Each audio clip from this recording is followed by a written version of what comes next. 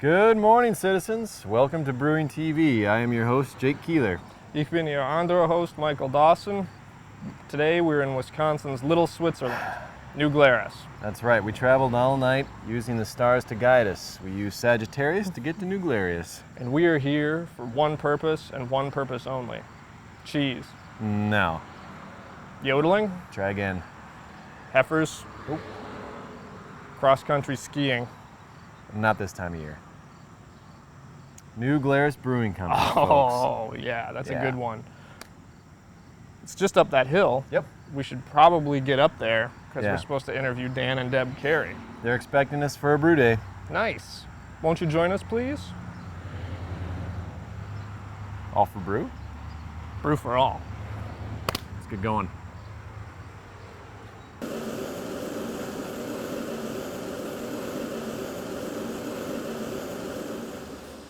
There are some breweries that are worth a pilgrimage. For Brewing TV and a lot of other folks, one of those breweries is New Glarus Brewing Company. We came to visit the makers of such popular beers as Spotted Cow, Fat Squirrel, and Moon Man, as well as the always trade-worthy fruit beers Belgian Red and Raspberry Tart. The main brewing facility sits atop a large hill overlooking the small town of New Glarus, Wisconsin. It's giant, like a kingdom unto itself. It's called the Hilltop Brewery. On the opposite end of town, the company's original Riverside location is still in use for brewing and packaging. Well, I often say to people, no, she does everything. Well, you have a marketing department, you have a legal department. No. I draw the labels, I write the schmutz, it's my thumbprint, I mark it on my thumb, I put it on a piece of paper. That's how it happens. New Glarus is run by husband and wife team Dan and Deb Carey. Dan is the brewmaster, the brain behind the beer. Deb is the founder and president, the mind behind the brewery's image and production. The first big question most beer lovers have for New Glarus is, why aren't New Glarus's beers available outside of Wisconsin? Our goal really is just to make world-class beer. That's the end of it. Make world-class beer, be good to the people who work for us, pay a living wage, And so the growth to us is secondary and it's uninteresting. It's not, how much money do you make? As it turns out, we thought that would be a brewery that'd be, 10, 15,000, maybe 20,000 barrels if we were really lucky. And instead, here we are, coming up on 90,000 barrels in a single state, which nobody has ever done. And, and we're still growing double digits. Whereas if we're in 50 states, we could become very weak. We don't have a relationship with that bar. We don't know that wholesaler by name. We don't know the customer. And, it's a competitive industry, so it's important. We want to stay small. We want to be a small brewery. We don't want to be a large brewery. We're a family-run business. We're trying to balance our lives. That's how we view it. Other people have the assumption that success comes through volume, and that's the historical way that brewers have run business. Success is with volume, and we don't view it that way at all. And so if we're a family-run restaurant, we have no interest in franchising. In other words, selling outside of the state, because that lends a whole bunch of other problems. I came back here and started designing the building, and Dan went back to Germany and he hired a couple of East German laborers, and then they literally rented jackhammers, hand hammered and jackhammered out all this like 3-foot thick cement that's 30 years old. That stuff is rock hard. Deb walks us through both breweries starting at Hilltop. And this we're going to walk up to is our Stairway to Heaven. The Germans named it this because they're all from Bavaria and they love wheat beers. And no one builds breweries with open top fermenters when you're a new brewery anymore. Yeah. And so we have one. Come on. Well, this is a primary fermentation for our stone soup. And stone soup is like a single Belgian Abbey ale. They pitch the yeast, and obviously it's top fermenting, and so the yeast eat up the sugar and protein that naturally occur in the liquid wort, and then the byproducts are alcohol and carbonation. And as you can see, the carbonation creates all this lovely foam. The dark stuff that you see around the edges is the trub that's left over, usually hulls and husk from the grain. So that will stick to this vessel, and that makes for a nicer tasting, gets a bitterness out of the beer, and I don't know. We think in this spot the beer is very happy. Meanwhile, down at Riverside, the New Glarus crew was bottling Moonman Pale Ale.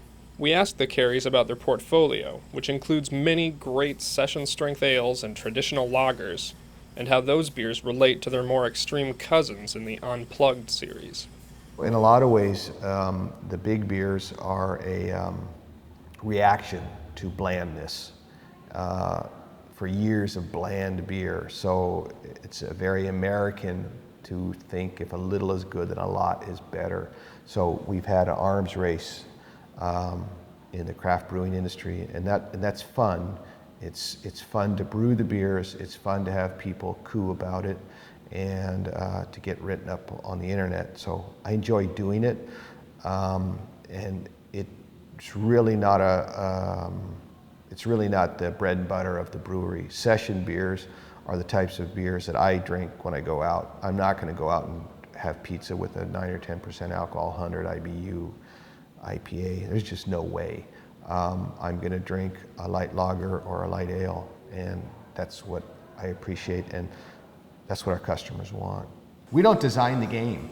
Our customers do. Our customers are the ones that tell us what to brew. We're not running the show here. We're reactive. We're not active. We're not forcing beer on people because they're not going to buy it. They tell us what they want. It's an interesting thing, about running a business when somebody comes into it with a mindset that I'm going to educate. Like, I do have an agenda that I want to change the way people think about drinking, but if you come in a heavy-handed way and now you'll vote, you will, it offends a lot of people, it offends more than people would be drawn into it.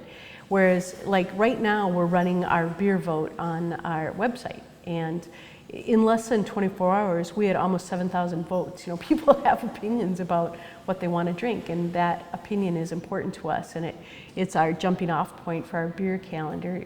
Because we're often, thinking, well, what about this? What about this? I don't know.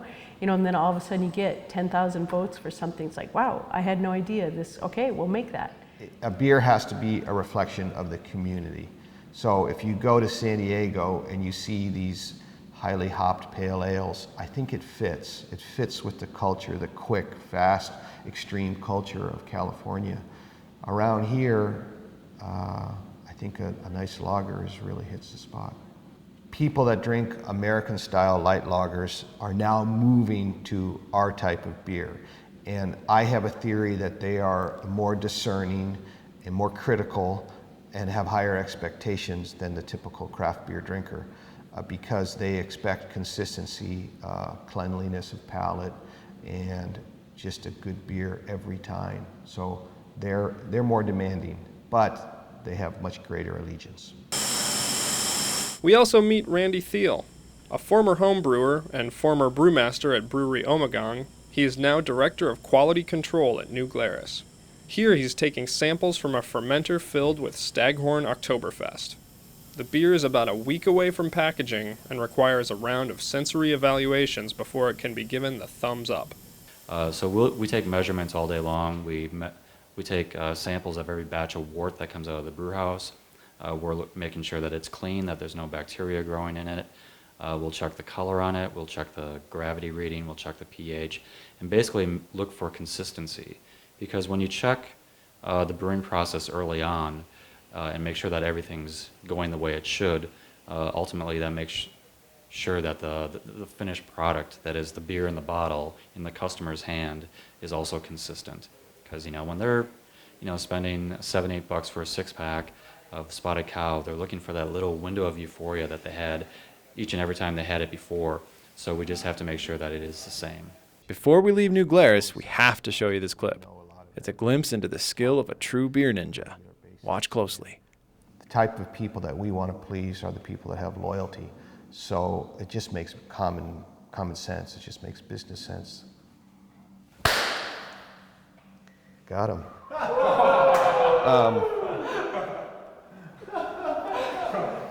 He's not a fan of flies.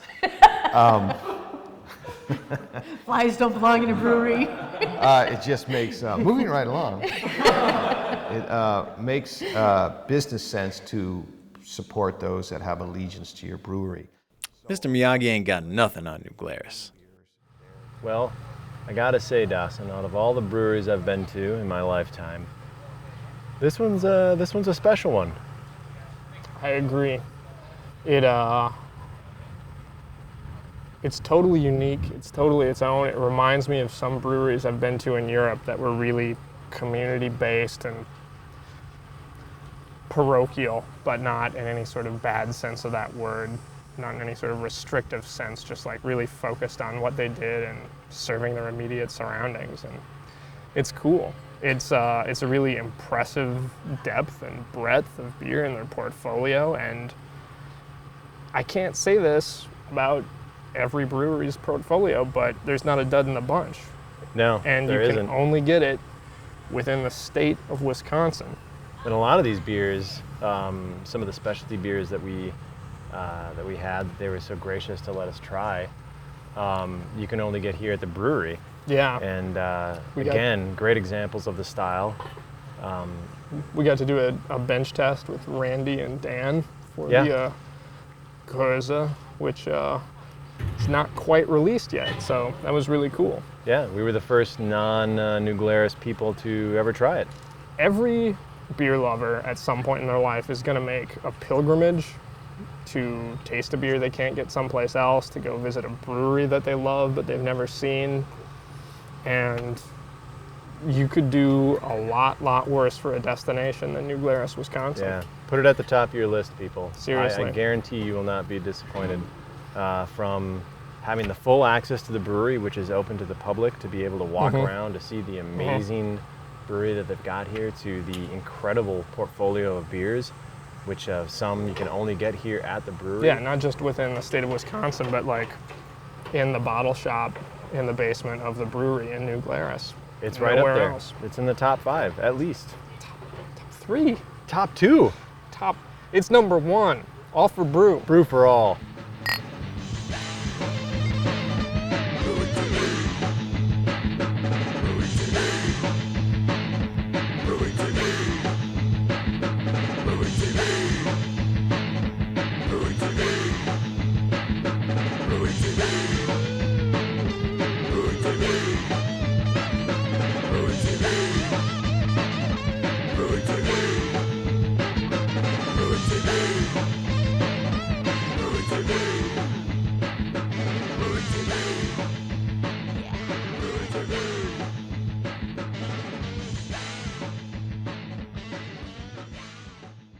I had an old guy come to the brewery one day and just pissed off, and he said, I used to be a beer salesman, and what the hell you have these beers? What the hell's a spotted cow? Beer should have names like Miller and Coors, solid names. Why do you call your beer these crazy names? And I said to him, well, you know, Spotted Cow is doing pretty well in the marketplace. Well, it's got a crazy name. And I said, well, and then I started to get angry, and I said, okay, fair enough, but tell me, what the hell is a Budweiser? Isn't it a horse that plays football? Yeah, Yeah, I know. exactly.